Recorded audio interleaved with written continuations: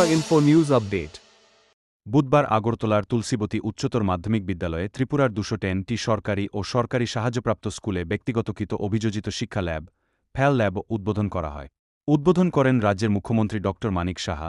তাছাড়া উপস্থিত ছিলেন শিক্ষা সচিব মিলিন্দ ধরম রামটেক, মাধ্যমিক শিক্ষাধিকর্তা NC সোমা, এলিমিনেটারি শিক্ষাধিকর্তা রাজীব দত্ত, অধিকর্তা L ডার্লং সহ অন্যান্যরা। এবং ইমিডিয়েটলি তার পার্ট করে প্রতিটা জায়গায় তার বিশ্লেষণ করার শক্তি এটার মধ্যে আছে। আজকে আমরা চাই শুধু ত্রিপুরাতে না, ন্যাশনাল এডুকেশন পলিসি 2020 অর্থ হচ্ছে যে গুণগত মানের উচ্চ শিক্ষায় যেন আমরা শিক্ষিত। আমরা কথা বলি শিক্ষা ছাড়া কিন্তু কোনো কাজ হবে না।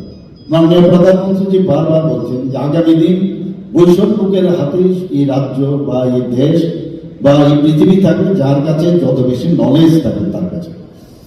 আমরা কিন্তু অল্প জেনে নিজেকে ভাবি আমি বহু কিছু জানি, আমরা কিছুই জানি না। আর জীবনের শেষ প্রান্তে এসেও যদি পড়াশোনা আমরা করি, একটু ইন্টারেস্টিং আছে যে ব্যক্তি আর কিছুক্ষণ বাদেই মারা যাবে, সেও কিন্তু সে দেখেই হোক, সে চিন্তা করে হোক, সে কিন্তু শিখছে।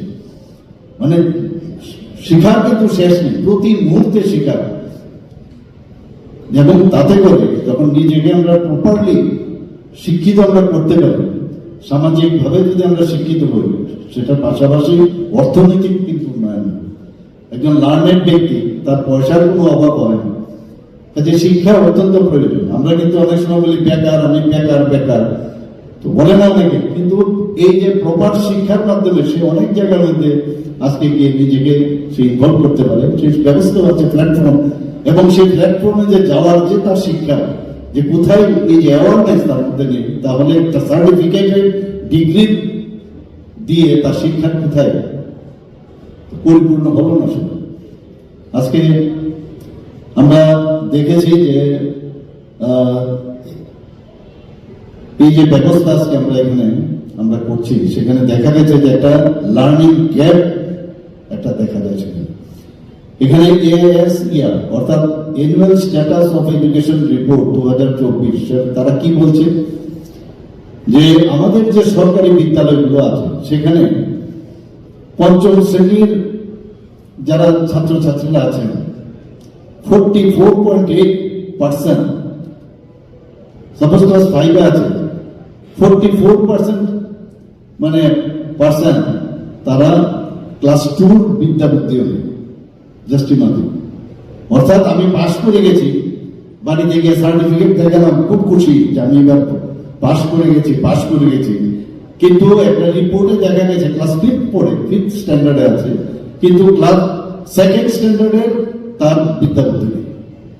এটা কিন্তু মানে গ্রাউন্ডে আছে সেটা। এবং যেখানে ফাঁকি, জীবনের কোনো না কোনো জায়গার মধ্যে ফাঁকির জায়গাটা কিন্তু পড়তে হয়। এটাই মনে আমার নিজের জীবনে আমি দেখেছি। এই চ্যাপ্টারটা মনে হচ্ছে খুব কঠিন, সেটা আমি পড়লাম না, দেখা গেল আমার থিসিসের মধ্যে সেই সাবজেক্টটি এসেছে।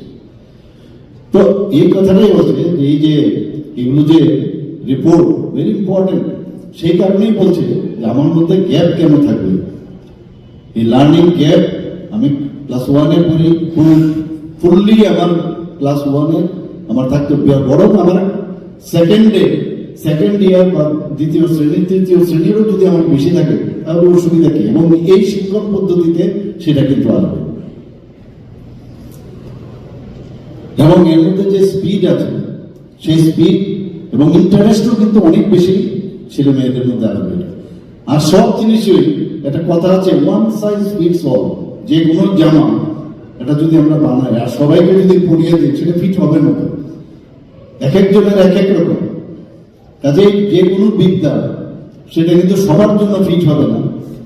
এবং তার জন্য যে শিক্ষার যে ডিফারেন্স, বিভিন্নভাবে নিজের যে চিন্তা ভাবনা, তার সাথে যে একটা ডিফারেন্স হবে, সেটা যাতে না হয়, তার জন্যই এই শিক্ষার প্রযুক্তিকে আমরা ব্যবহার করছি। আজকে আমি Subscribe to Tripura Info and press the bell icon so that you never miss any latest updates and news on Tripura.